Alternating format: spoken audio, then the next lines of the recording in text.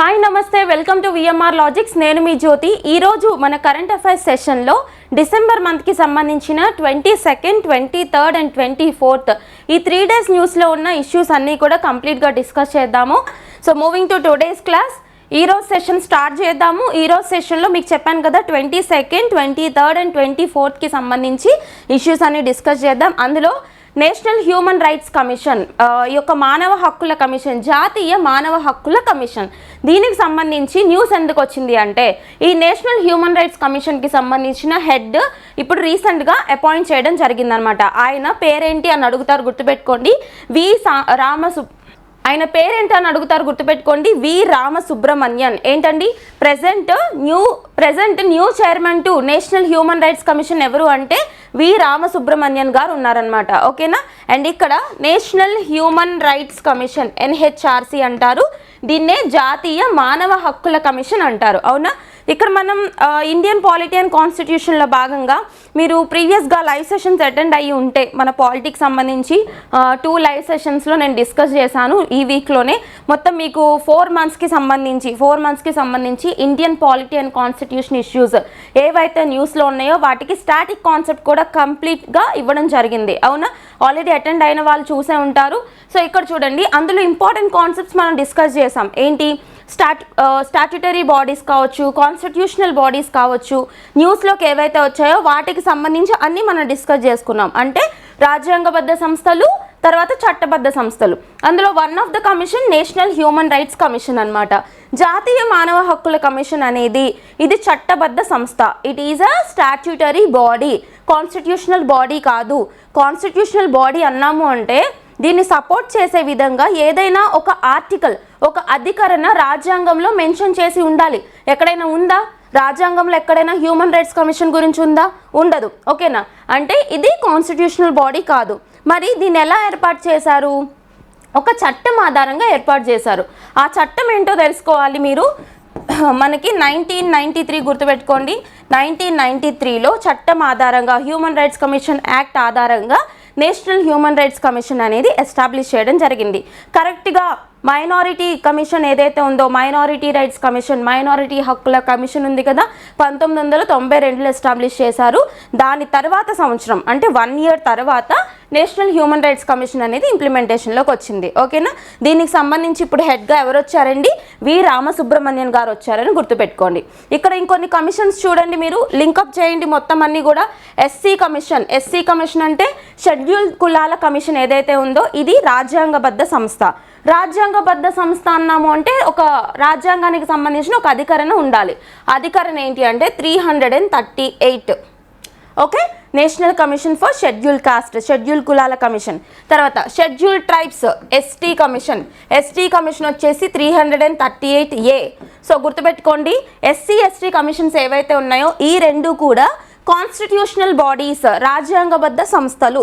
కాబట్టి ఈ రెండిటికి మనం రాజ్యాంగానికి సంబంధించిన ఆర్టికల్స్ గుర్తు రావాలి. ఏమున్నాయి? 338A. ఓకేనా. ఈ రెండు గుర్తుపెట్టుకోండి. తర్వాత చూసుకుంటే women commission, national commission for women ఉంది కదా, ఈ నేషనల్ కమిషన్ ఫర్ విమెన్ ఏదైతే ఉందో ఇది ఒక చట్టబద్ధ సంస్థ. అలాగే NCPCR అంటే ఏంటి? NCPCR అంటే ఏంటి? National commission for protection of child rights, బాలల హక్కుల కమిషన్ ఏదైతే ఉందో ఇది కూడా చట్టబద్ధ సంస్థనే. ఇది ఎప్పుడు ఎస్టాబ్లిష్ చేశారండి? 2005 చట్టం ఆధారంగా 2007లో national commission for protection of child rights అనేది తీసుకురావడం జరిగింది.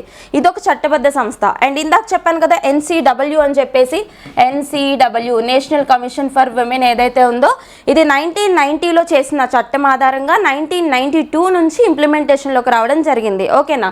అండ్ ఇక్కడ మనం మెన్షన్ చేసుకుంది human rights commission 93, minority rights commission, minority హక్కుల కమిషన్ 92.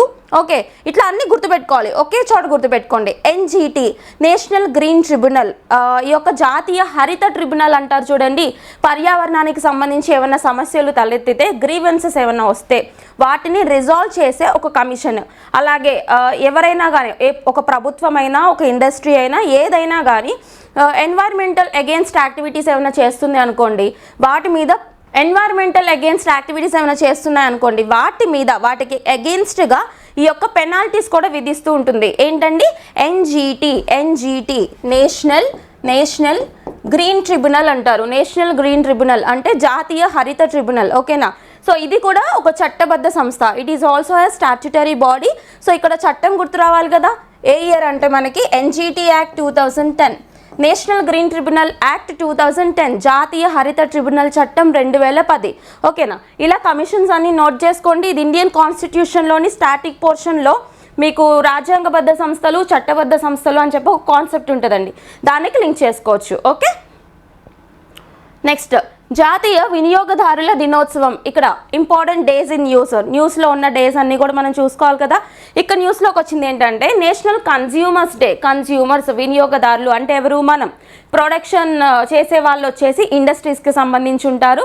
వినియోగదారులు అంటే ఎవరంటే మనం ఎవరైతే యూటిలైజ్ చేసుకుంటున్నామో, ఎవరైతే పర్చేజ్ చేసుకుని యూజ్ చేసుకుంటున్నామో మనందరినీ కూడా కన్జ్యూమర్స్ అని పిలుస్తారు. అవునా?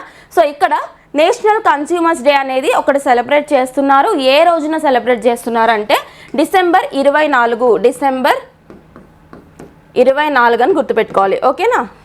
సో ఇక్కడ ఏ డే న్యూస్లోకి వచ్చినా అక్కడ మనం చూడాల్సింది ఏంటంటే థీమ్, దాని యొక్క ఇతివృత్తం ఏంటి, ఈ సంవత్సరం ఏ ఇతివృత్తం ఆధారంగా దీన్ని సెలబ్రేట్ చేస్తున్నారంటారు.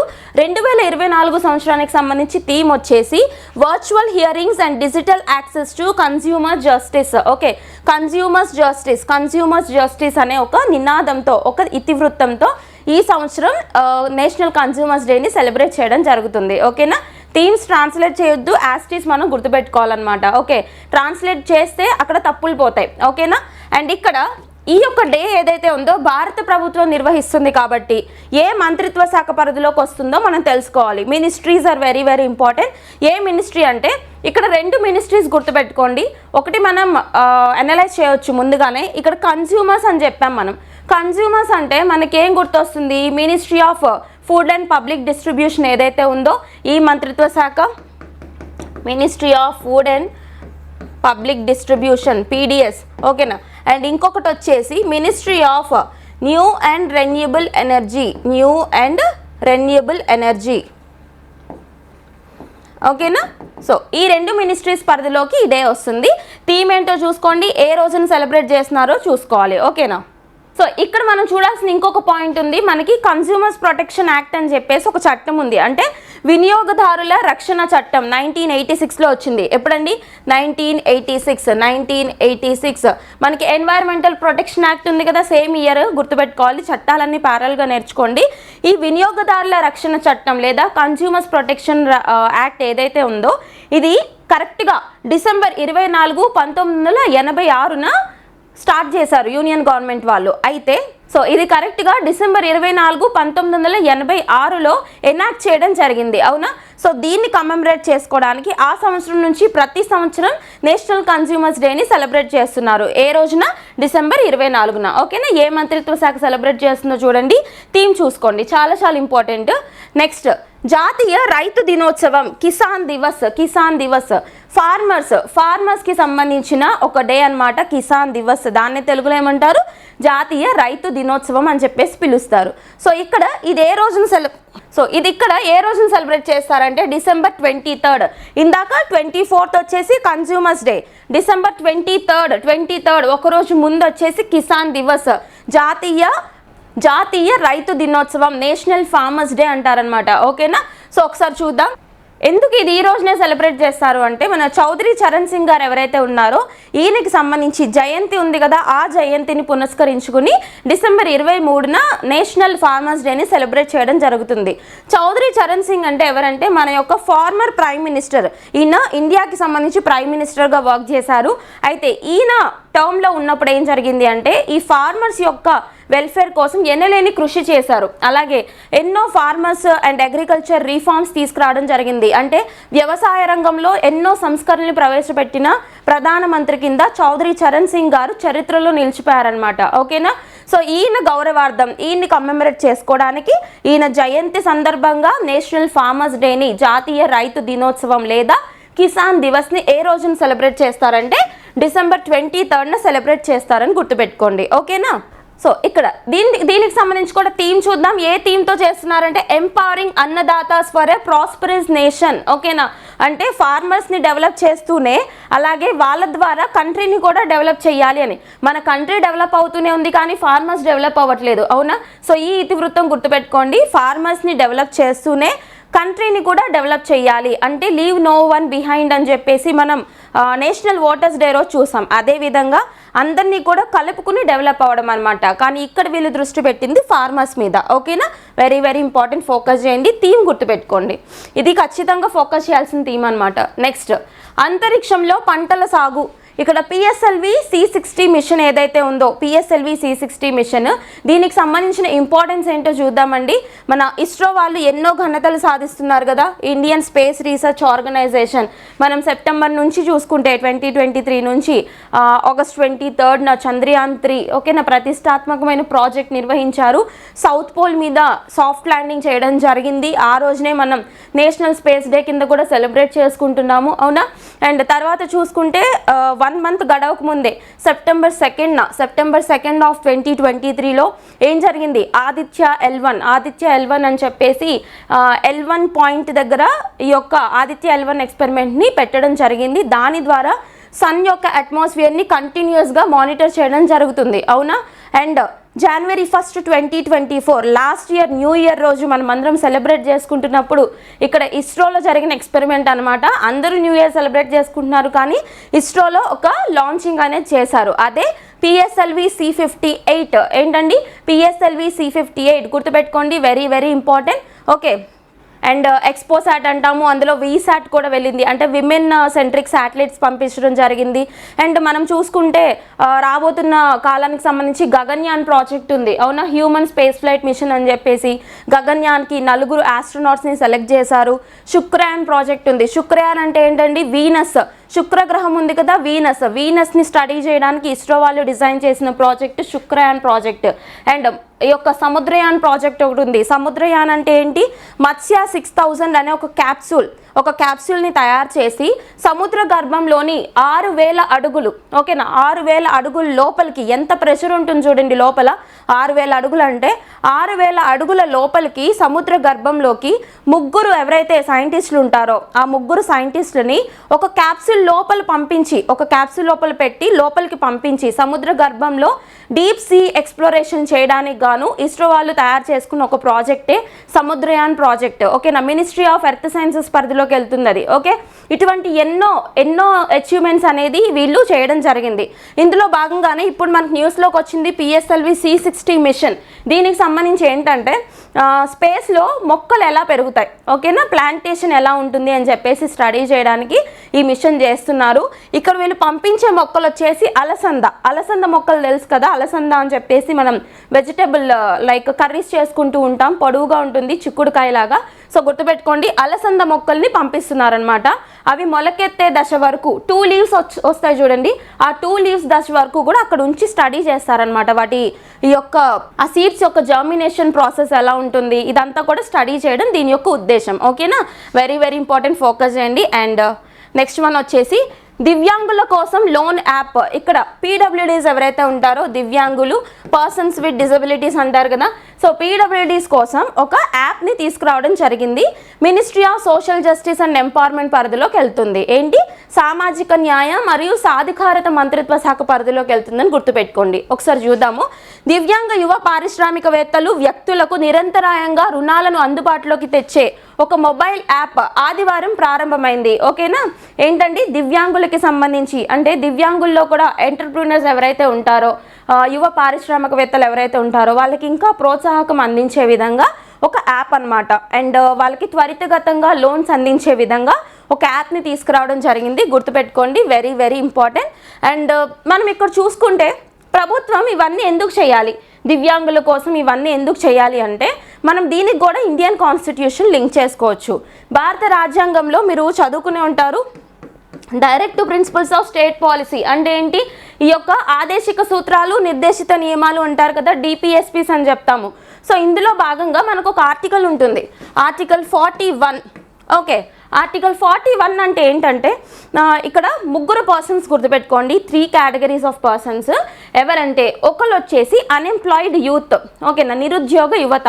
ఇంకొకరు వచ్చేసి ఎవరైతే ఉంటారో ఓల్డ్ ఏజ్ పాపులేషన్ వాళ్ళు అనమాట, అంటే వృద్ధ వయసు ఉన్న వాళ్ళు, జెరియాట్రిక్ పాపులేషన్. అండ్ ఇంకొకరు వచ్చేసి పీడబ్ల్యూడీస్, దివ్యాంగులు, పర్సన్స్ విత్ డిజబిలిటీస్. సో ఈ 3 కేటగిరీస్ ఆఫ్ పీపుల్కి సంబంధించిన సంరక్షణ బాధ్యతలు, వెల్ఫేర్ అనేది చూసుకోవాల్సిన బాధ్యత ప్రభుత్వానికి ఉంది అని చెప్పే article 41 of directive principles of state policy. ఇందులో భాగంగానే దివ్యాంగుల సంరక్షణ కోసం ఎన్నో పథకాలు చేపడుతూ ఉంది గవర్నమెంట్. దీన్ దయాళ్ యోజన అని చెప్పేసి, ఓకేనా, ఇట్లాంటివన్నీ చాలా ఉన్నాయి కదా. సో అందులో భాగంగానే దివ్యాంగుల కోసం ఒక లోన్ ప్రాసెసింగ్ అనేది ఈజీగా ఇచ్చే విధంగా ఒక యాప్ని తీసుకొచ్చారనమాట, ఓకేనా. సో నెక్స్ట్ కాన్సెప్ట్ వచ్చేసి ప్రధాని నరేంద్ర మోడీకి కువైట్ అత్యున్నత పురస్కారం the order of Mubarak Al Kabeer. Very very important concept ఇది. మనకి ఇది కంటిన్యూస్గా న్యూస్లోకి వస్తూ ఉంటుంది. నరేంద్ర మోడీ గారికి ఫారెన్ నేషన్స్ నుంచి వచ్చిన అవార్డ్స్ చాలా చాలా ఇంపార్టెంట్. 1-2 ఎన్నో అవార్డ్స్ వచ్చాయి కాబట్టి మనం అన్నీ చూసుకోవాల్సిన అవసరం ఉంటుంది కంపల్సరీగా. ఎందుకంటే ఆయన మన ప్రైమ్ మినిస్టర్ కాబట్టి ఖచ్చితంగా ఫోకస్ చేస్తారు ఇట్లాంటివన్నీ కూడా. ఇప్పుడు కువైట్కి సంబంధించి మనం ఆల్రెడీ ప్రీవియస్ సెషన్స్లో డిస్కస్ చేసాం, గుర్తుందా?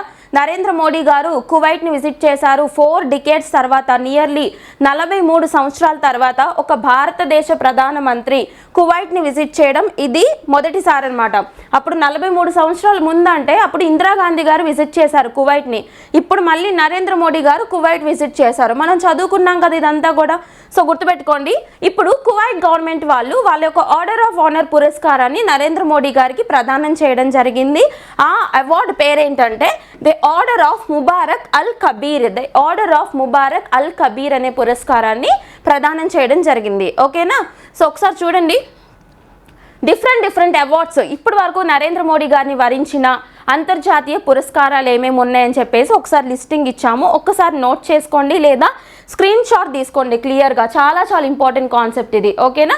ఒకసారి చూడండి, the order of freedom of Barbados అంటే బార్బడోస్కి సంబంధించింది. నెక్స్ట్ ఆర్డర్ ఆఫ్ ఎక్సలెన్స్ వచ్చేసి గయానా కంట్రీ ఇచ్చిన award. Next grand commander of order of నైజీరియాకి సంబంధించిన award. Next order of Saint Andrew of apostle Russia వాళ్ళు ఇచ్చిన award, very very important, Russia వాళ్ళు ఇచ్చిన అవార్డు. డ్రగ్ గ్యాల్పో వచ్చేసి బ్యూటాన్ వాళ్ళు ఇచ్చిన అవార్డు. నెక్స్ట్ ఇక్కడ చూడండి, ఇక్కడ మనం పైన చెప్పిన 5 అవార్డ్స్ అండ్ ఇప్పుడు వచ్చిన కువైట్కి సంబంధించిన అవార్డు ఏదైతే ఉందో ఇవన్నీ 24 సంవత్సరంలోనే వచ్చినాయి, 2024 సంవత్సరంలో వచ్చినాయి. కాబట్టి ఫస్ట్ ఈ 6 అవార్డ్స్ ఫోకస్ చేయండి. ఆ తర్వాత కింద మెన్షన్ చేసిన అవార్డ్స్ అన్నీ కూడా ఫోకస్ చేయండి. 2016 సంవత్సరం నుంచి అవార్డ్స్ వస్తూ ఉన్నాయన్నమాట, ఓకేనా. సో ఈ అవార్డ్స్ అన్ని నోట్ చేసుకోండి, చాలా చాలా ఇంపార్టెంట్. ఏదో ఒక కోడ్ వర్డ్స్ పెట్టుకొని నేర్చుకోవాలన్నమాట, ఓకే. అండ్ నరేంద్ర మోడీ గారు రీసెంట్గా ప్రెస్ స్టేట్మెంట్లో కూడా కువైట్లో ప్రసంగిస్తున్నప్పుడు కూడా ఒక మాట అన్నారు. అదేంటంటే ఇండియన్స్ ఎవరైతే ఉంటారో ఈ ఇండియా నుంచి కువైట్ రావడానికి మీకు 4 గంటలే పడితే ఇక్కడ ఒక ప్రధానమంత్రికి ఇండియా నుంచి కువైట్కి రావడానికి 4 దశాబ్దాలు పట్టింది అని చెప్పేసి నరేంద్ర మోడీ గారు జోక్స్ చేయడం జరిగిందనమాట, ఓకేనా. ఒకసారి ఆ ఇంటర్వ్యూ అవన్నీ, సో ఒకసారి ఆ స్పీచ్ అవన్నీ చూడండి. నెక్స్ట్ వన్, ఐరాస అంతర్గత న్యాయమండలి చైర్పర్సన్గా జస్టిస్ మదన్ బి లోకూర్. ఇక్కడ ఐరాస అంటే ఏంటి? యునైటెడ్ నేషన్స్ అంటే ఐక్యరాజ్య సమితి. సో దీనికి సంబంధించి న్యాయమండలి చైర్పర్సన్, ఓకే, జ్యుడిషియల్ కౌన్సిల్ ఏదైతే ఉంటుందో దీనికి సంబంధించి చైర్పర్సన్గా ఇటీవల ఎవరిని అపాయింట్ చేయడం జరిగిందంటే justice Madan B Lokur. So ఈయన పేరు చెప్పంగానే మీకు ఏమైనా గుర్తొచ్చిందా? మనం ఆల్రెడీ చాలాసార్లు డిస్కస్ చేసుకున్నాం కదా ఢిల్లీ పొల్యూషన్కి సంబంధించి. దానికి సంబంధించిన మెయిన్ రీజన్ ఏంటి అని చెప్పేసి ప్యాడీ స్టబుల్ బర్నింగ్, ఈ పంట చెత్తని తగలబెట్టడం అని చెప్పేసి ఇవన్నీ మనం ఆల్రెడీ తెలుసు, చాలాసార్లు డిస్కస్ చేసుకున్నాం, అవునా. దీన్ని స్టడీ చేయడానికి వేసిన కమిటీకి అధ్యక్షుడు ఎవరని అడుగుతారు. ఏంటండి, ఢిల్లీ పొల్యూషన్ని స్టడీ చేయడానికి ఒక కమిటీ వేశారు. ఆ కమిటీకి అధ్యక్షుడు ఎవరు అంటే మదన్ బి లోకూర్ గారు ఆ కమిటీకి అధ్యక్షుడు అనమాట, ఓకేనా. సో కమిటీస్ ఇన్ న్యూస్ చాలా చాలా ఇంపార్టెంట్. ఇప్పుడు ఈయన United nations judicial council chairperson కింద అపాయింట్ అవ్వడం జరిగింది, ఓకే. నెక్స్ట్, పురుషుల్లో ఐవీఎఫ్ ఫలితాన్ని అంచనా వేసే ఏఐ సాధనం అభివృద్ధి చేసిన ఐసీఎంఆర్ అంటే Indian council of medical research. So డైరెక్ట్గా గుర్తుపెట్టుకోండి, ఇక్కడ ఎవరైతే మెన్ ఉంటారో ఈ మెన్లో స్టెరిలిటీ అంటే ఏంటి? వంధ్యత్వం అంటే పిల్లలు కనే కెపాసిటీ లేకపోవడం, లైక్ స్పర్మ్ మొటిలిటీ తగ్గిపోవడం లేదా స్పర్మ్ కౌంట్ తగ్గిపోవడం, ఇవన్నీ కూడా రీజన్స్ అనమాట. ఓకే, సో ఇలా పురుషుల్లో ఉండే ఈ యొక్క స్టెరిలిటీ రీజన్స్ ఏవైతే ఉంటాయో వీటన్నిటిని కనిపెట్టే విధంగా ఒక AI టూల్, ఆర్టిఫిషియల్ ఇంటెలిజెన్స్ టూల్ని తయారు చేస్తూ న్యూస్లోకి వచ్చింది ఏంటి అని అడుగుతారు. Indian council of medical research, గుర్తుపెట్టుకోండి, వెరీ వెరీ ఇంపార్టెంట్.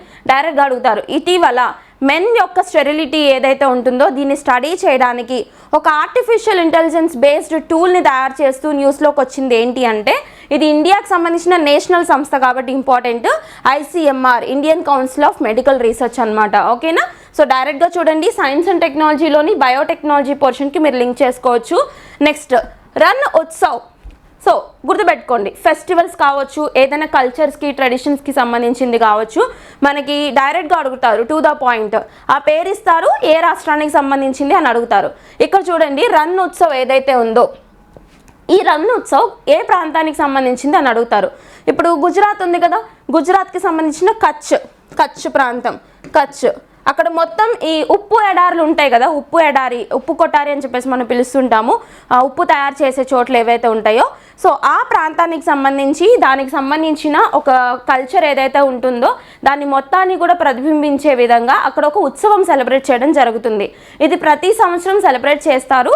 ఇప్పుడు మళ్ళీ న్యూస్లోకి వచ్చింది, గుర్తుపెట్టుకోండి, డైరెక్ట్గా అడుగుతారు.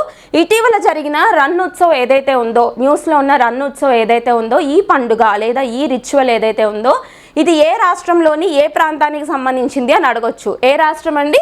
గుజరాత్ రాష్ట్రంలోని కచ్ ప్రాంతానికి సంబంధించి ఈ ఉప్పు ఎడారులు ఏవైతే ఉంటాయో దానికి సంబంధించింది అనమాట.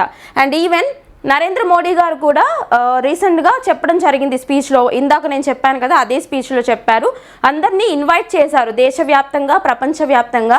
నా పర్సనల్ పిలుపు అనుకుని మీరందరూ కూడా ఈ రన్ ఉత్సవ్ని విజిట్ చేయండి, చాలా బాగుంటుంది అని చెప్పేసి చెప్పడం జరిగిందనమాట. ఓకే, ఆయన గుజరాత్ రాష్ట్రానికి సంబంధించిన పర్సన్ కాబట్టి ఖచ్చితంగా అన్నిటి గురించి తెలిసే ఉంటుంది. Next K9 Vajra T guns. ఇక్కడ కొన్ని గన్స్ న్యూస్లోకి వచ్చాయి. ఈ గన్స్ పేరేంటి అంటే K9 వజ్రా హోవిట్జర్ గన్స్ అని కూడా అంటారు వీటిని.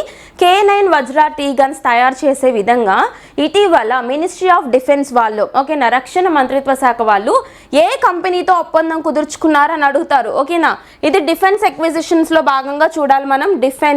డిఫెన్స్ ఓకేనా, రక్షణ శాఖకు సంబంధించి మనం చదువుకుంటాం కదండి, దాంట్లో భాగంగా చూసుకోవాలి. ఎవరితో ఒప్పందం కుదుర్చుకున్నారు అది ఇంపార్టెంట్. ఎల్ఎన్టీ కంపెనీ తెలుసు కదా, ఎల్ఎన్టీ అంటే లార్సన్ అండ్ టోబ్రో కంపెనీ వాళ్ళతో ఇటీవల మినిస్ట్రీ ఆఫ్ డిఫెన్స్ వాళ్ళు దేనికోసం ఒప్పందం కుదుర్చుకున్నారు అంటే K9 Vajra self propelled guns అనమాట. ఓకేనా, ఇవి ఒక టైప్ ఆఫ్ గన్స్ అని గుర్తుపెట్టుకోండి, సరిపోతుంది. ఇది డిఫెన్స్ ఎక్విజిషన్స్కి సంబంధించిన news. Okay, and next one, 69వ అతి విశిష్ట రైలు సేవా పురస్కారాల ప్రదానం. ఇక్కడ మినిస్ట్రీ ఆఫ్ రైల్వేస్కి సంబంధించి కొన్ని అవార్డ్స్ ఏవైతే ఉంటాయో, అంటే బెస్ట్ పర్ఫార్మర్స్ ఉంటారు కదా వాళ్ళకి ఇచ్చే అవార్డ్స్ అనమాట ఇవి. ఏంటి అవార్డ్స్ పేర్లు? విశిష్ట రైలు సేవా పురస్కారాలు. సో ఈ సంవత్సరం ప్రదానం చేస్తున్న అవార్డ్స్ ఎన్నో ఎడిషన్ అంటే 69th ఎడిషన్ అని గుర్తుపెట్టుకోండి. అయితే ఈ సంవత్సరం రైల్వే మంత్రిత్వ శాఖ వాళ్ళు ఈ అతి విశిష్ట రైలు సేవా పురస్కారాలు ఎంతమందికి ప్రదానం చేశారు మొత్తం మీద అంటే 101 మెంబర్స్కి ప్రెజెంట్ చేయడం జరిగిందనమాట. ఓకేనా, వెరీ వెరీ ఇంపార్టెంట్. అండ్ ఇక్కడ మనం చూడాల్సింది ఏంటంటే ఇందులో మొత్తం జోన్స్లోని సౌత్ సెంట్రల్ జోన్లో ఎవరెవరికి అవార్డ్స్ వెళ్ళి చూసుకోండి. సౌత్ సెంట్రల్ జోన్ మన పరిధిలోకి వస్తుంది కాబట్టి మనకి ఇవి ఇంపార్టెంట్ అనమాట. మొత్తం ఈ 101 మెంబర్స్ గుర్తుపెట్టుకోవాలంటే అవసరం లేదు. అందులో సౌత్ సెంట్రల్ జోన్లో ఎవరికైతే అవార్డ్స్ వచ్చినాయో వాళ్ళు మాత్రం గుర్తుపెట్టుకోండి. మొత్తం ఎంతమంది కంటే సౌత్ సెంట్రల్ జోన్ నుంచి 6 మెంబర్స్కి దక్షిణ మధ్య రైల్వే జోన్ నుంచి ఈ అతి విశిష్ట రైలు పురస్కారాలు ఇవ్వడం జరిగింది. ఆ 6 పర్సన్స్ ఎవరో చూద్దామా ఒకసారి.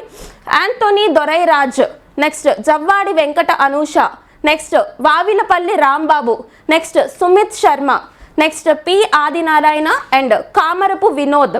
ఓకేనా, ఒకసారి పేర్లు 1కి 2 సార్లు చూడండి, మీకు మెమరైజ్ అయిపోతుంది అనమాట. ఓకే, సో ఇది అసలు ఇంపార్టెంటా మేడం, మేము ఎక్కడ వినలేదు అనుకుంటే యాక్చువల్లీ ఎగ్జామినేషన్లో వచ్చే వరకు కూడా ఏది ఇంపార్టెంట్ మనకు తెలీదు. అందుకే ఇన్ డెప్త్గా ప్రతి కాన్సెప్ట్ని కవర్ చేయడం జరుగుతుంది, ఓకేనా. ఎందుకంటే అందరికంటే మనం ముందుండాలి కాబట్టి ఖచ్చితంగా నేను ఏదైతే చెప్తానో అవన్నీ ఫాలో అవ్వండి. ఇఫ్ ఇన్ కేస్ ఏంటంటే ఎగ్జామినేషన్ ఈజీగా వచ్చింది అనుకోండి, అందరూ బాగానే రాస్తారు, కానీ ఎగ్జామ్ పేపర్ టఫ్గా వచ్చినప్పుడు రాసిన వాళ్ళకే జాబ్ వస్తుంది, అర్థమవుతుందా. కాబట్టి మీరు కరెంట్ ఇష్యూస్లో ఏ ఒక్క కాన్సెప్ట్ కూడా మిస్ అవ్వకూడదు, ఓకే. సో ఈ యొక్క అవార్డ్స్ గుర్తుపెట్టుకోండి. ఎవరికి వచ్చింది? దక్షిణ మధ్య రైల్వే నుంచి 6గురికి వచ్చినాయి అన్నమాట అవార్డ్స్. నెక్స్ట్ 2025-26లో ద్రవ్యలోటు జీడిపిలో 4.5% పరిమితం. ఇక్కడ ద్రవ్యలోటు, fiscal deficit, FD. Physical deficit అంటాం కదా, ద్రవ్యలోటు అని చెప్పేసి. అంటే ఏంటండి? Revenue expenditure. ఇప్పుడు చూడండి, నార్మల్గా మన ఇల్లు ఎగ్జాంపుల్ తీసుకుని చూద్దాము. ఇప్పుడు ఫర్ ఎగ్జాంపుల్ మనకు వచ్చే ఆదాయం ఒక 40,000 అట్లా ఉంది అనుకోండి. ఈ 40,000లోనే నేను ఖర్చు పెట్టుకోవాలి, అవునా. అంటే నాకు వచ్చే రెవెన్యూ తగ్గట్టే నా ఎక్స్పెండిచర్ ఉండాలి, నాకు వచ్చే ఆదాయం తగ్గట్టే నేను పెట్టే ఖర్చు ఉండాలి. అలా కాకుండా నాకు ఒక 40,000 వస్తే నేను ఒక 90,000 ఖర్చు పెట్టాను అనుకోండి, మిగతా 50,000 ఎక్కడి నుంచి తేవాలి? అప్పు తీసుకుని రావాలి బయట నుంచి. ఇలా అప్పులతో వెళ్తున్న ఒక ఫ్యామిలీ ఏదైనా కానీ సరిగ్గా నడుస్తుందా ఎక్కువ కాలం? లేదు. అదే ఎగ్జాంపుల్ని మీరు మన గవర్నమెంట్కి కూడా లింక్ చేసుకోవచ్చు. ఫర్ ఎగ్జాంపుల్ ప్రభుత్వానికి వచ్చే రెవెన్యూ ఏదైతే ఉంటుందో, ప్రభుత్వానికి వచ్చే రాబడి, ఓకేనా, అది ట్యాక్సుల ద్వారా కావచ్చు, నాన్ ట్యాక్సెస్ ద్వారా అంటే పన్నుల ద్వారా రావచ్చు, పన్నేతర ఆదాయం కూడా రావచ్చు. ఇలా ట్యాక్సెస్ అండ్ నాన్ ట్యాక్సెస్ ద్వారా ప్రభుత్వానికి వచ్చే ఆదాయం కంటే ప్రభుత్వం పెట్టే ఖర్చు ఎక్కువ ఉంది అనుకోండి, అప్పుడు ఏం జరుగుతుందంటే దాన్నే మనం ఫిస్కల్ డెఫిసిట్ అంటారు, తెలుగులో ద్రవ్యలోటు. ఓకే, గుర్తుపెట్టుకోండి. ద్రవ్యలోటు ఎంత తక్కువ ఉంటే అంత మంచిది. సో మన స్టాండర్డ్స్ ప్రకారం చూసుకుంటే FRBM అని మనకు ఒక యాక్ట్ ఉంటుందండి, FRBM. ఇవన్నీ మీరు ఎకానమీలో నేర్చుకుంటారు, ఇది ఎకానమీకి లింక్ చేసుకోవచ్చు. Physical responsibility budget management act అని చెప్పేసి మనకు ఒక చట్టం ఉంటుంది, 2003వ సంవత్సరంలో వచ్చింది, ఓకేనా.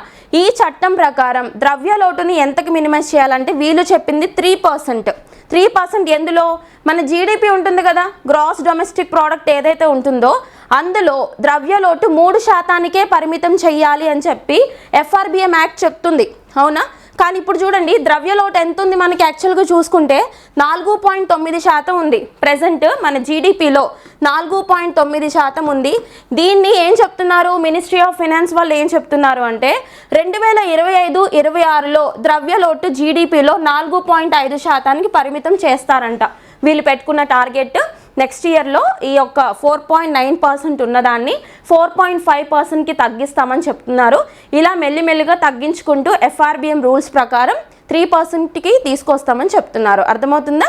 ఇది మనకి ఎకానమీలో ఇంపార్టెంట్ కాన్సెప్ట్ అర్థమైంది కదా. FD అంటే ఏంటి? మనం వచ్చే ఆదాయం. సో కాన్సెప్ట్ అర్థమైంది కదా. ఫిజికల్ డెఫిసిట్, ద్రవ్యలోటు అంటే ఏంటండి? మనకు వచ్చే ఆదాయం కంటే మనం పెట్టే ఖర్చులు ఎక్కువ ఉంటే దాన్నే మనం ద్రవ్యలోటు అని పిలుస్తాము. ఇదే గవర్నమెంట్కి కూడా వర్తిస్తుంది అనమాట. జనరల్గా సింపుల్గా నేర్చుకోండి, ఎకానమీ కాన్సెప్ట్స్ అన్నీ కాంప్లికేట్ చేసుకోవద్దు. అండ్ నెక్స్ట్, ప్రపంచంలో మొదటి ఫెర్టిలో శిశువు జననం IVFకు ప్రత్యామ్నాయ విధానం. ఇక్కడ చూడండి, ఇన్విట్రో ఫర్టిలైజేషన్, IVF, ఓకేనా. ఇన్విట్రో ఫర్టిలైజేషన్ అంటే ఏంటి? నార్మల్గా IVF సెంటర్స్ అని మనం చూస్తూనే ఉన్నాం కదా, ఫర్టిలిటీ సెంటర్స్.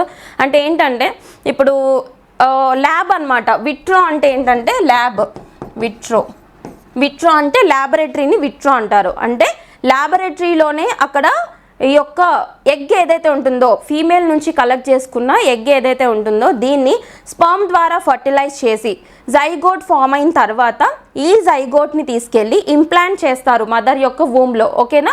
ఇది మనకి ఇన్విట్రో ఫర్టిలైజేషన్ ప్రొసీజర్, ఓకే. అయితే ఇక్కడ ఏం జరుగుతుందంటే ఈ ఇన్విట్రో ఫర్టిలైజేషన్లో ఎన్నో హార్మోనల్ ఇంజెక్షన్స్ ఇస్తారు. నియర్లీ 90 హార్మోనల్ ఇంజెక్షన్స్ ఇవ్వాల్సిన అవసరం ఉంటుంది.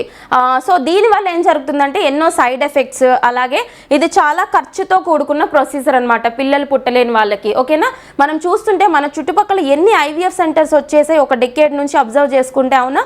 సో గుర్తుపెట్టుకోండి, దీనికి ప్రత్యామ్నాయంగా సైడ్ ఎఫెక్ట్స్ని తగ్గించే విధంగా సో దీనికి ఒక ఆల్టర్నేటివ్గా ఒక కొత్త ప్రొసీజర్ని డెవలప్ చేస్తూ న్యూస్లోకి వచ్చారు. ఎవరో చూద్దాం మనం. ఫెర్టిలో ఈ యొక్క ప్రొసీజర్ పేరు ఫర్టిలో అండి. ఓకేనా, ఫర్టిలో అనే ప్రొసీజర్ అని గుర్తుపెట్టుకోండి. ఫర్టిలో అనే సరికొత్త సంతానోత్పత్తి విధానంతో ప్రపంచంలోనే మొదటిసారి శిశువు జన్మించింది. అయితే ఇది ఎక్కడ అంటే మనకి పెరు దేశం, పెరు కంట్రీ ఉంది కదా, పెరు కంట్రీకి సంబంధించిన క్యాపిటల్ ఏదైతే ఉందో లీమాకి సంబంధించి ఫస్ట్ టైం ఈ ఫెర్టిలో మెథడ్ ద్వారా ఒక బిడ్డగా జన్మ ఇవ్వడం జరిగిందనమాట. ఓకేనా, ఇక్కడ వీళ్ళు యూజ్ చేసిన పద్ధతి వచ్చేసి ఫర్టిలో మెథడ్ అండ్ ఈ మెథడ్ని డెవలప్ చేసిన సంస్థ వచ్చేసి గెమ్టో అని గుర్తుపెట్టుకోండి, గెమ్టో. ఓకేనా, సో ఈ 2 పాయింట్స్ చూడండి సరిపోతుంది. ఇటీవల ఇన్విట్రో ఫర్టిలైజేషన్కి ప్రత్యామ్నాయంగా ఆల్టర్నేటివ్గా ఒక కొత్త పద్ధతి వచ్చింది. ఇక్కడ సైడ్ ఎఫెక్ట్స్ తక్కువ ఉంటాయి అండ్ ఎక్కువగా హార్మోనల్ ఇంజెక్షన్స్ ఇవ్వాల్సిన అవసరం లేదు. అండ్ ఇక్కడ చూసుకుంటే అంత ఖర్చుతో కూడిన ప్రొసీజర్ కూడా కాదు ఇఫ్ ఇన్ కేస్ కంప్లీట్గా డెవలప్ అయితే. సో ఆ మెథడ్ పేరేంటి అంటే ఫర్టిలో మెథడ్ అని గుర్తుపెట్టుకోవాలి. ఎక్కడ ప్రయోగించారు ఇటీవల అంటే పెరు కంట్రీకి సంబంధించి పెరు క్యాపిటల్ లీమాలో ఒక బిడ్డ జన్మనివ్వడం జరిగింది ఈ మెథడ్ ద్వారా. ఆ కంపెనీ ఏంటి, డెవలప్ చేసిన కంపెనీ అంటే గెమ్టో. ఓకేనా, నెక్స్ట్ వన్ సైన్స్ అండ్ టెక్నాలజీకి లింక్ చేయండి అది. నెక్స్ట్ ఎలక్ట్రానిక్ డాక్యుమెంట్లో సో సైన్స్ అండ్ టెక్నాలజీకి లింక్ చేయండి సరిపోతుంది. Next Iron Man robot, South Korean team develops Iron Man robot that helps paraplegics walk. ఇక్కడ చూడండి, పారాప్లెజిక్స్ అంటే ఎవరికైతే ఈ యొక్క లోవర్ పార్ట్స్ ఆఫ్ బాడీ ఏదైతే ఉంటుందో చచ్చుబడిపోయి ఉంటాయో, నడవలేని స్థితిలో ఉంటారు, వీల్ చైర్స్ యూజ్ చేసుకుంటారు కదా, సో వీళ్ళు ఈజీగా నడిచే విధంగా పారాప్లెజిక్స్ వాక్ చేసే విధంగా ఒక ఐరన్ మ్యాన్ రోబోట్ని తయారు చేస్తూ న్యూస్లోకి వచ్చారు సౌత్ కొరియాకి సంబంధించిన టీం అనమాట. ఓకేనా, గుర్తుపెట్టుకోండి. సో డైరెక్ట్గా అడుగుతారు, పారాప్లెజిక్స్ నడిచే విధంగా, పారాప్లెజిక్స్ ఈజీగా నడవగలిగే విధంగా ఒక ఐరన్ మ్యాన్ రోబోట్ని తయారు చేస్తూ న్యూస్లోకి వచ్చిన కంట్రీ ఏది అంటే సౌత్ కొరియా అని గుర్తుపెట్టుకోవాలి. ఓకేనా, అండ్ నెక్స్ట్ వన్ చూద్దాం. సో అండ్ నెక్స్ట్ వన్, మరో 3 నెలల్లో నిసార్ ప్రయోగం. నిసార్ అంటే ఏంటంటే నాసా ఇస్రో, చూడండి ఫుల్ ఫామ్ చూడండి, NASA ISRO synthetic aperture radar, synthetic aperture radar. So ఇది నాసా అంటే ఏంటి, United states of America.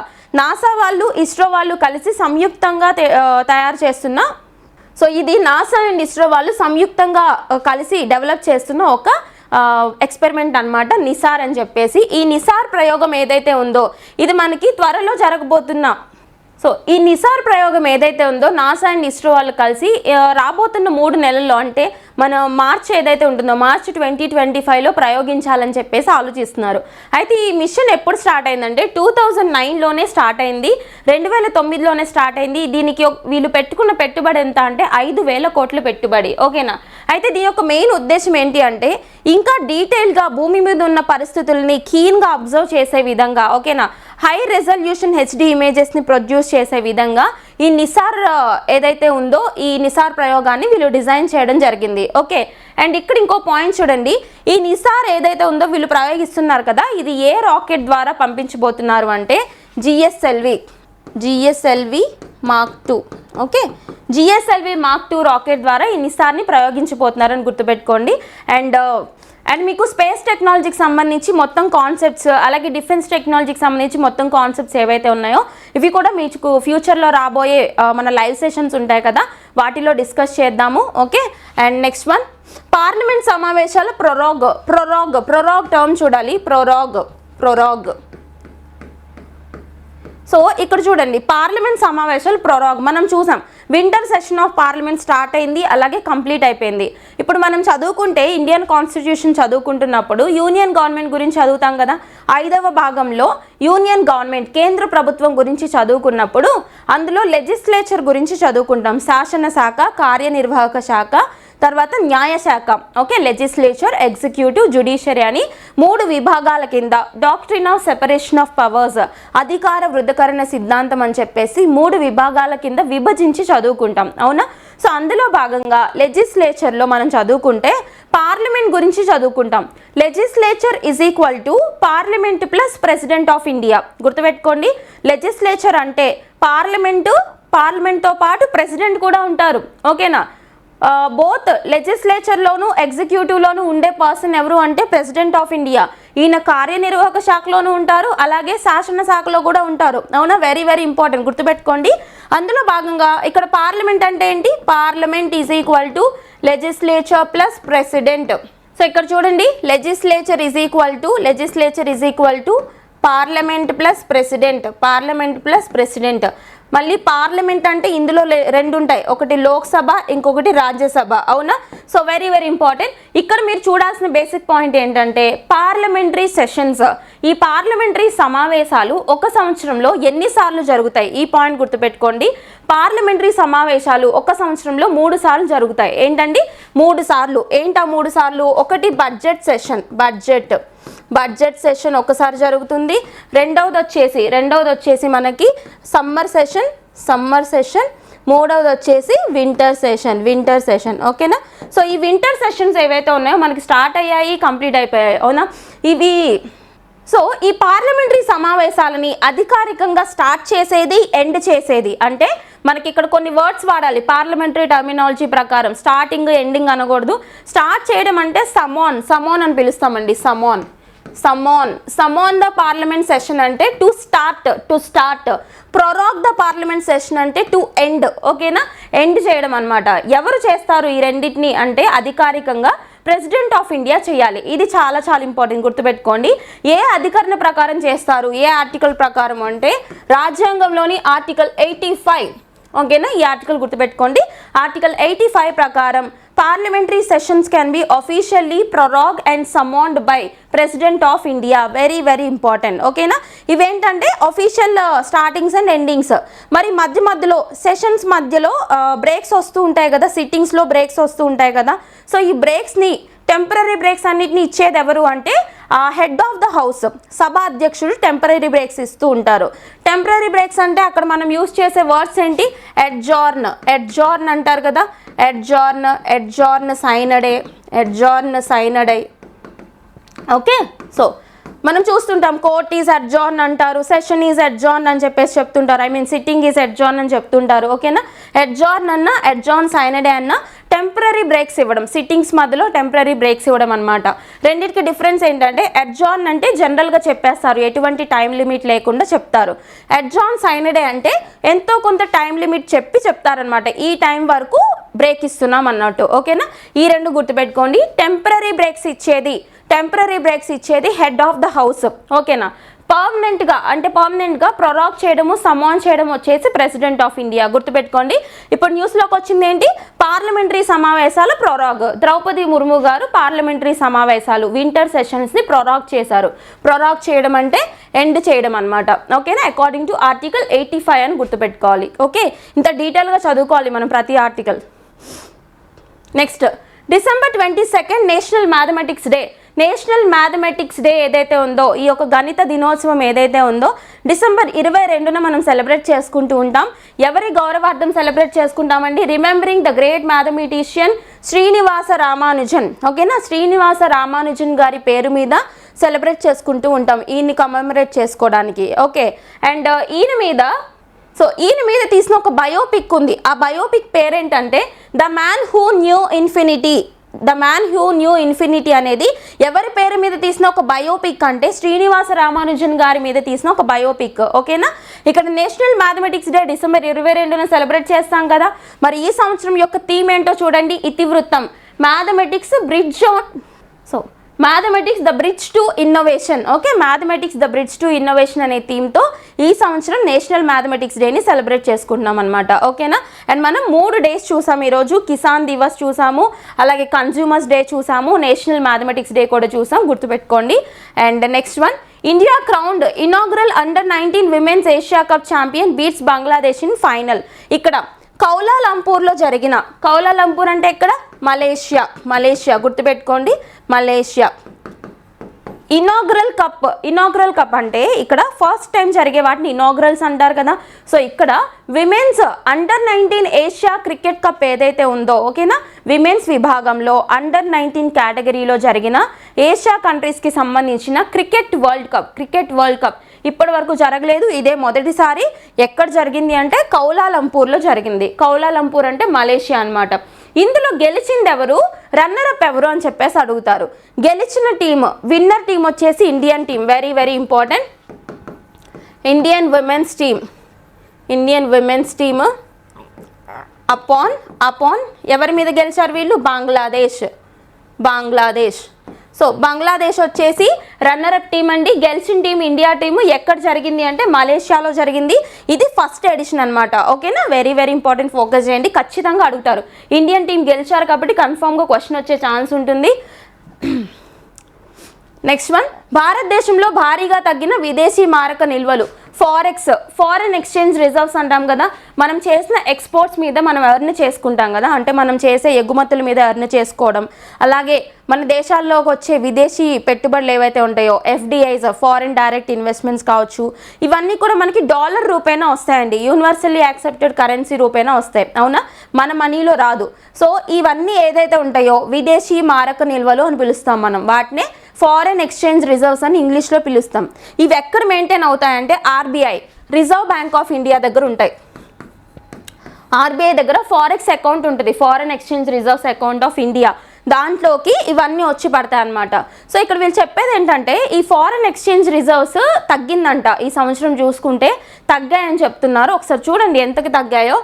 December 13తో ముగిసిన వారానికి ఇండియన్ ఫారెక్స్ నిల్వలు 1.98 ఇండియన్ ఫారెక్స్ నిల్వలు $1.9 బిలియన్ తగ్గి ఎంతకొచ్చాయి? ఆ పాయింట్ గుర్తుపెట్టుకోండి. ఇప్పుడు ప్రెసెంట్ ఎంత ఉన్నాయి? 652.8 బిలియన్ యూఎస్డి. ఓకే, ప్రెసెంట్ ఇండియాకి సంబంధించిన forex reserves as of December 2024 ఎంత అంటే 652.8 బిలియన్ యూఎస్డి ఉన్నాయని గుర్తుపెట్టుకోండి. ఇదేం స్టాటిక్ కాన్సెప్ట్ కాదు, మనం చెప్పలేం. నెక్స్ట్ ఇయర్కి మళ్ళీ పెరగవచ్చు, నెక్స్ట్ ఇయర్ తీసే సర్వేలో మళ్ళీ పెరిగే ఛాన్స్ ఉంటుంది. ఓకేనా, సో జస్ట్ ఇక్కడ ఫారెక్స్ అన్న కాన్సెప్ట్ ఏంటో చూసుకోవాలి. Okay, so next one, India to host international shooting sport federation junior world cup 2025. ఇక్కడ షూటింగ్ స్పోర్ట్స్కి సంబంధించిన ఒక టోర్నమెంట్ ఏదైతే ఉంటుందో దీన్ని రాబోతున్న సంవత్సరంలో junior world cup 2025 shooting tournament ఏదైతే ఉందో దీన్ని హోస్ట్ చేయడానికి ఇండియాకి రెస్పాన్సిబిలిటీ వచ్చిందనమాట. ఓకేనా, ఇప్పుడు ఇండియాని సెలెక్ట్ చేసుకున్నారు. వెరీ వెరీ ఇంపార్టెంట్, అడుగుతారు డైరెక్ట్గా. రాబోతున్న ఇయర్లో 2025లో షూటింగ్ జూనియర్ టోర్నమెంట్ ఏదైతే ఉంటుందో, రాబోతున్న ఇయర్ 2025లో shooting federation of India, so రాబోతున్న ఇయర్ 2025లో ఐఎస్ఎస్ఎఫ్ వాళ్ళు నిర్వహించే ఈ యొక్క world cup, shooting world cup ఏదైతే ఉంటుందో జూనియర్ వరల్డ్ కప్ ఎక్కడ జరగబోతుందంటే ఇండియాలో జరగబోతుందని గుర్తుపెట్టుకోండి. జస్ట్ హోస్ట్ నేషన్ గుర్తుపెట్టుకోండి. ఈ యొక్క టోర్నమెంట్ జరిగిన తర్వాత మనం విన్నర్స్ గురించి, పార్టిసిపెంట్స్ గురించి డిస్కస్ చేద్దాం. ఓకేనా, అండ్ ఇక్కడ ఈ ఐఎస్ఎస్ఎఫ్ ఏదైతే ఉందో ఇంటర్నేషనల్ షూటింగ్ స్పోర్ట్స్ ఫెడరేషన్ ఏదైతే ఉందో దీని హెడ్ క్వార్టర్స్ ఎక్కడున్నాయని అడుగుతారు. మ్యూనిచ్ అంటే ఏంటండి? జర్మనీ అని గుర్తుపెట్టుకోండి. జర్మనీలో దీని హెడ్ క్వార్టర్స్ ఉన్నాయన్నమాట. Next, government launches Udan Yatri cafe initiative to provide affordable food at airports. ఇక్కడ మినిస్ట్రీ ఆఫ్ సివిల్ ఏవియేషన్ పరిధిలో ఒక ఇనిషియేటివ్ తీసుకొచ్చారు. ఆ ఇనిషియేటివ్ ఏంటంటే ఎయిర్పోర్ట్స్లో మనం చూసుకుంటే యాక్చువల్లీ చాలా కాస్ట్లీ ఉంటుంది కదా, ఫుడ్ ఐటమ్స్ కానీ ఏమైనా కానీ మనం చూస్తూ ఉంటాం, అవునా. సో ఎయిర్పోర్ట్స్లో కూడా అఫోర్డబుల్ ప్రైసెస్లో, అంటే అందరూ భరించగలిగే ప్రైజెస్లో ఫుడ్ని తీసుకొచ్చే విధంగా, ఫుడ్ విక్రయించే విధంగా ఉడాన్ యాత్రి కేవ్స్ని తీసుకొస్తున్నారు మినిస్ట్రీ ఆఫ్ సివిల్ ఏవియేషన్ వాళ్ళు. అంతే కదా, ఎంతో ఖర్చు పెట్టి మనం టికెట్స్ కొనుక్కుంటూ వెళ్తాం. అక్కడ ఏమైనా తిందామన్నా పాపమే, ఒక్కొక్కటి ఎంత కాస్ట్ ఉంటాయో మనకే తెలీదు, అవునా.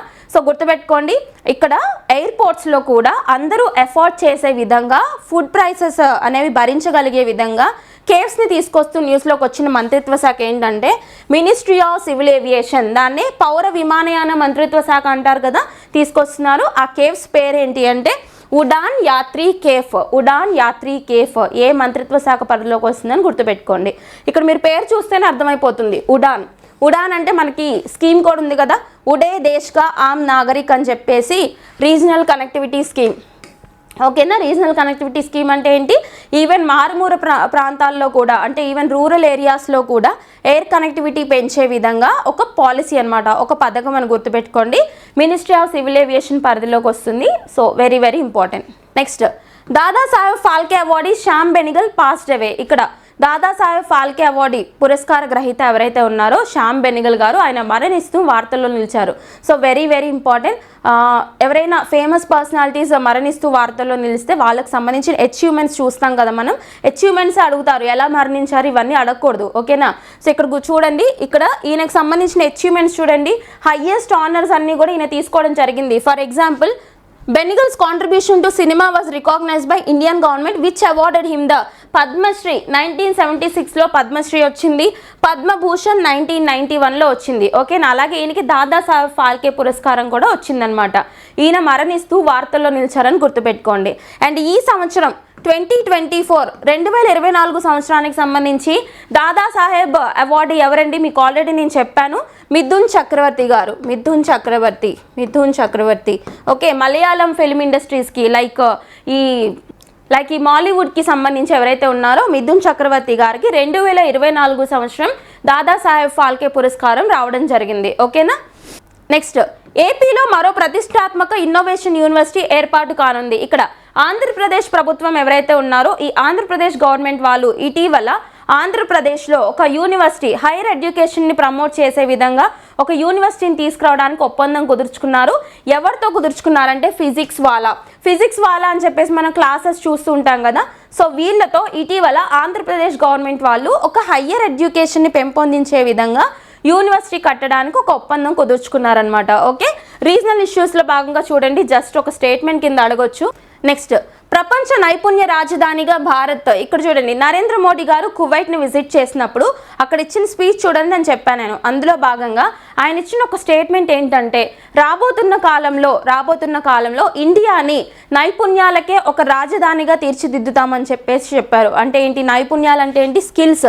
ఓకేనా, స్కిల్స్ క్యాపిటల్ కింద, అంటే ప్రపంచంలోనే స్కిల్స్ క్యాపిటల్ కింద ఇండియన్ గవర్నమెంట్ ఇండియాని తీర్చిదిద్దుతామని చెప్పేసి నరేంద్ర మోడీ గారు ఒక స్టేట్మెంట్ ఇచ్చారనమాట. ఓకేనా, సో డైరెక్ట్గా అడుగుతారు, గుర్తుపెట్టుకోండి. ఇటీవల నరేంద్ర మోడీ గారు ఏ రంగానికి సంబంధించి క్యాపిటల్ కింద భారతదేశాన్ని తీర్చిదిద్దుతామని చెప్పేసి స్పీచ్లో చెప్పడం జరిగింది. సో ఇట్లాంటి స్టేట్మెంట్స్ కూడా రావచ్చు, ఎందుకంటే ఆయన చెప్పిన ప్రతి స్టేట్మెంట్ కూడా మనకి ఇప్పటి వరకు ఎగ్జామినేషన్స్లో ఏదో ఒక చోట అడగడం జరిగింది. ఓకే, సో గుర్తుపెట్టుకోండి, స్కిల్స్ అంటే ఏంటండి? నైపుణ్యాలు. So that's all about today's current issues. మిస్సెలేనియస్గా ఇంకేమైనా మిస్ అయితే నెక్స్ట్ సెషన్లో కవర్ చేద్దాం. Until then keep learning and thank you so much.